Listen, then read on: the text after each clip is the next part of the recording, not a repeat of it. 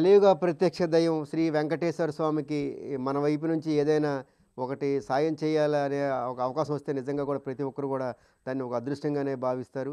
ఎందుకంటే వెంకటేశ్వర స్వామికి మన వైపు నుంచి ఏదైనా పువ్వులు గానీ, లేకపోతే పలహారాలు గానీ, లేదా ఇంకేదైనా సరే మన వైపు నుంచి నిజంగా ఆ స్వామి వరకు వెళ్తుందంటే మాత్రం ప్రతి ఒక్కరు కూడా అది జీవితంలో అదొక జన్మ దైనమైనట్టుగా భావిస్తారు. కానీ ఇదే అవకాశం ఆమదాల వలస నియోజకవర్గానికి సంబంధించి నిమ్మతోర్లవాడకి సంబంధించి కూడా రైతులకి ఆ అవకాశం దక్కింది. ఇక్కడ నుంచి ప్రతి సంవత్సరం కూడా రైతులు కొంతమంది ఇక్కడే చెరుకు పండించి ఇక్కడే సేంద్రియ ఎరువుల ద్వారా చెరుకు పండిన తర్వాత ఇక్కడి నుంచి కూడా బెల్లం తయారు చేసి ప్రతి ఏడాది కూడా ఇంచుమించుగా 20 నుంచి 40 టన్నుల వరకు కూడా ఇక్కడి నుంచే స్వామివారి ప్రసాదానికి బెల్లం పంపిస్తారు. దానికి సంబంధించి అసలు ఏ విధంగా తయారు చేస్తారు, వెంకటేశ్వర స్వామికి ఇక్కడి నుంచే బెల్లం పట్టుకెళ్ళగల కారణాలు ఏంటి అనే దానికి సంబంధించి కూడా మనతో పాటు మాట్లాడడానికి నిమ్మతోర్లవాడ గ్రామ రైతులు కొంతమంది ఉన్నారు.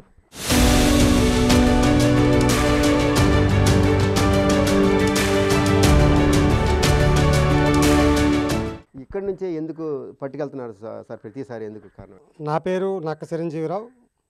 మాది నిమ్మతోర్లవాడ గ్రామం, ఆమదాల వలస మండలం, శ్రీకాకుళం జిల్లా. ఇక్కడి నుంచే తీసుకెళ్ళడానికి ప్రత్యేకమైనటువంటి కారణం ఏంటంటే, మేము గత 7 సంవత్సరాల నుంచి కూడా ప్రకృతి వ్యవసాయం చేస్తున్నాం. ప్రకృతి వ్యవసాయం అంటే పూర్తిగా నాటావు మూత్రంతో తయారు చేసినటువంటి ఎరువులని వాడి, జీవామృతం, ఘనజీవామృతం, కషాయాలని వాడి చెరుకు కానీ వరకు కానీ దాన్ని ఎరువు రూపంలో అందించడమే ఇక్కడ ప్రకృతి వ్యవసాయ కర్తవ్యం. ఇప్పుడు వెంకటేశ్వర స్వామికి బెల్లం అనేది మీ దగ్గర నుంచి ఏ విధంగా అడిగారు, అసలు మీ వరకు ఎందుకు వచ్చింది? వెంకటేశ్వర స్వామికి మేము పంపించడం అనేది మేము క్వాలిటీ మెయింటైన్ చేస్తున్నాము. ప్రకృతి వ్యవసాయం చేస్తున్న రైతులు మొత్తం ఈ రాష్ట్రంలో ఉన్నటువంటి రైతులందరి దగ్గర ఆ వెంకటేశ్వర స్వామికి సంబంధించినటువంటి మార్పేడ్ సంస్థ వాళ్ళు కలవడం జరిగింది. ఒక్క బెల్లమే కాదు, వాళ్ళకి కావాల్సింది రైస్ కావాలి, పసుపు కావాలి, అలాగే రకరకాల అల్లం, అక్కడికి సంబంధించినటువంటి మెటీరియల్ మొత్తం వాళ్ళకి కావాలి. అలాగే ప్రకృతి వ్యవసాయానికి సంబంధించి రైతులందరినీ కలుసుకొని వచ్చారు రాష్ట్రం మొత్తం మీద. వెంకటేశ్వర స్వామి ప్రసాదానికి ఇంతకుముందు చిత్తూరు నుంచి బెల్లం వెళ్ళేది. చిత్తూరు వాళ్ళే బెల్లం అంతా వెంకటేశ్వర స్వామికి పంపించేవాళ్ళు. అలాగే చిత్తూరు దగ్గర నుంచి ఈరోజు శ్రీకాకుళం వరకు కూడా ప్రకృతి వ్యవసాయంలో పండించిన రైతులు బెల్లాన్ని మొత్తం వాళ్ళు టెస్టింగ్ చేయడం అనేది జరిగింది. వాళ్ళు తీసుకెళ్ళి టెస్టింగ్ చేశారు, గుంటూరులో టెస్టింగ్ చేశారు, తర్వాత మార్పేట వాళ్ళు టెస్టింగ్ చేశారు. ఇలా 3 టెస్టుల్లో 132 టెస్టుల వరకు చేస్తే భూమిలో ఎరువులు వేసినా, బెల్లంలో ఏ వేసినా ఆ టెస్టుల ద్వారా తెలిసిపోతాయి. ఆ టెస్టులు చేసినప్పుడు ఎవరిదైతే రిజల్ట్ వస్తుందో వాళ్ళ బెల్లాన్ని వాళ్ళు కావాలని కోరుకోవడం జరిగింది. ఆ రిజల్ట్లో మా బెల్లం అనేది సెలెక్ట్ అవ్వడం జరిగింది. ఆ సెలెక్ట్ అయిన పద్ధతిగా వాళ్ళకి కావలసినటువంటి రీతిలో 1 కేజీ ముక్కలు, కేజీ అచ్చులు, అర కేజీ అచ్చులు వాళ్ళకి కావాలన్నారు. అదేవిధంగా మేము ఆ అచ్చులను పోసి అట్టడొక్కుల్లో ప్యాక్ చేసి వాళ్ళకి పంపించడం అనేది మేము ఒప్పందం కుదుర్చుకున్నాం. ఆ ఒప్పందం ప్రకారం మా బెల్లాన్ని తిరుపతి దేవస్థానం వాళ్ళు జనవరి 24ని ఒక 10 టన్నులు, మొన్న జూన్ నెల లాస్ట్లో ఒక 10 టన్నులు తీసుకెళ్ళడం జరిగింది. వాళ్ళు కూడా ఆ పేమెంట్ ఇచ్చేటప్పుడు 2 పేమెంట్లా ఇస్తారు. ఫస్ట్ పేమెంటు, రెండవ పేమెంటు. ఆ పేమెంట్ల రూపంలో మాకు అమౌంట్ అనేది రావడం జరుగుతుంది. మీ దగ్గర నుంచి తీసుకెళ్ళే బెల్లం స్వామికి దేనికి వాడతారండి? మా దగ్గర నుంచి తీసుకెళ్ళినటువంటి బెల్లం ప్రసాదంకే వాడతారు. ఈ పొంగలి తయారు చేసే దీనిలో, సాంబార్లో, లేకపోతే ఇంకే రకరకాల ప్రసాదాలు దేవస్థానంలో తయారు చేస్తారు. ఆ ప్రసాదాల్లో ఈ బెల్లాన్ని వాడడం అనేది జరుగుతుంది. ఇకపోతే దేవస్థానంకి మేము బెల్లం పంపించడం అనేది మాకు నిజంగానే ఒక అదృష్టంగా మేము భావిస్తున్నాం. ఎందుకంటే ఆ స్వామి దర్శనానికి వెళ్ళడం కోసమే మాకు అదృష్టం లేని పరిస్థితి ఇక్కడ రైతాంగం కానీ మాకు అందరికీ.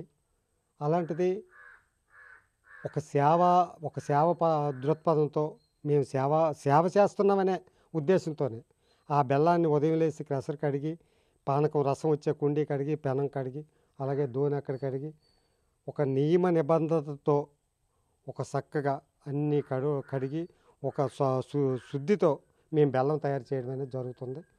అదేవిధంగా ఆ బెల్లాన్ని ఆ ప్రసాదంగా పంపించడం అనేది మా అదృష్టంగా భావించుకొని మేము పంపిస్తున్నాం. మీరు ఎన్ని రోజుల పాటు ఆ బెల్లాన్ని తయారు చేయడానికి మీరు తయారు చేస్తారు? మీరు తయారు చేసి స్వామికి పంపించే బెల్లం తయారయ్యి తిరిగి వాళ్ళకి పంపించేంత వరకు ఎటువంటి నియమాలు పాటిస్తారు? మేము బెల్లం తయారు చేసేది దసరా దగ్గర స్టార్ట్ చేస్తాం. దసరా రోజు, దసరా నుంచి కూడా మేము మార్చి నెల వరకు బెల్లాన్ని తయారు చేస్తూనే ఉంటాము.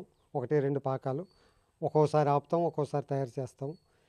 మేము బెల్లము తయారు చేసేటప్పుడు స్వామివారి ప్రసాదం కోసమే బెల్లం వెళ్తుందనే ఒక పద్ధతిగా మేము ప్రతిరోజు కూడా బెల్లంలో ఏ వేయకుండా, కలుషితాలు లేకుండా చక్కగా ఈ షెడ్ నిర్మించుకున్నాం.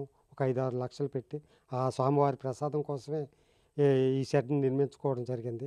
కింద కూడా మట్టి అంటకుండా డక్కింగ్ చేసుకొని గచ్చు చేసుకున్నాము.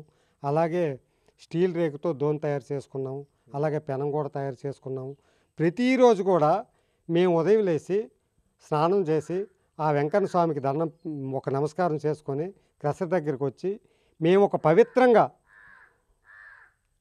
ఇవన్నీ కూడా శుద్ధిగా కడిగి ఆ బెల్లాన్ని తయారు చేసి వాటిల్లో ఎత్తి మళ్ళీ ప్యాకింగ్ చేసి గోడాంలో పెట్టేంతవరకు కూడా ఒక పద్ధతిగా తయారు చేసి మేము బెల్లాన్ని నిల్వ చేస్తుంటాము.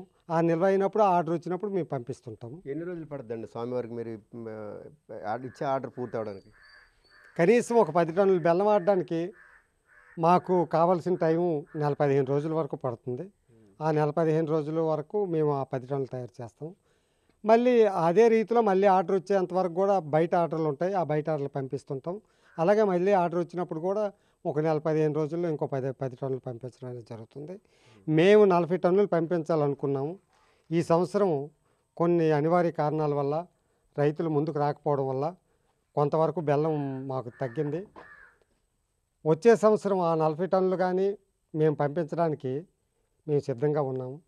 మీరు కూడా బెల్లం తయారీలో ఒక రైతుగా మీరు ఉంటారు కదా, మీకు ఏమనిపిస్తుంది ఆ స్వామివారికి బెల్లం తయారీ? స్వామివారికి సేవలు చేసినట్లుగా భావించి మరీ కూడా మేము స్నానం పానం అన్నీ చేసుకొని నీట్గా ఈ నియమాలు పాటించి చక్కగా మేము బెల్లం తయారు చేసి ఆ స్వామివారికి వెళ్తుందనే తృప్తితో మేము బెల్లం బాగా తయారు చేసి ఇవ్వడం జరుగుతుంది.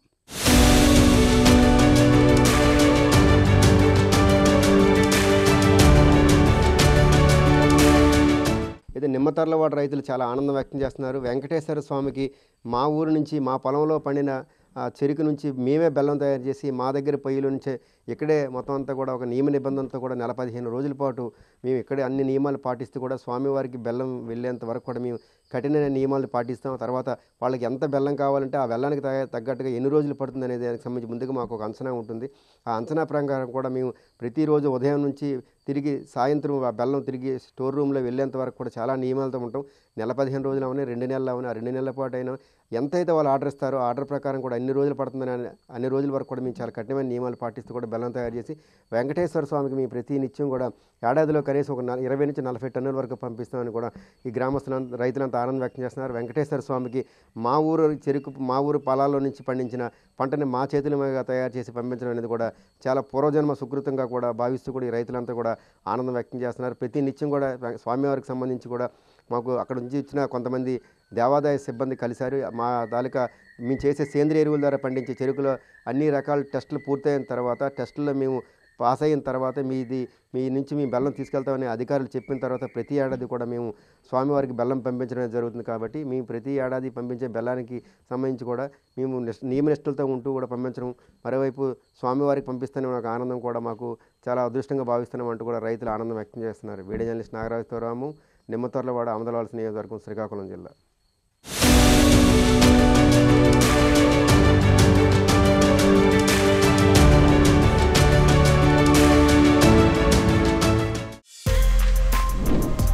For more videos like this, subscribe Big TV channel.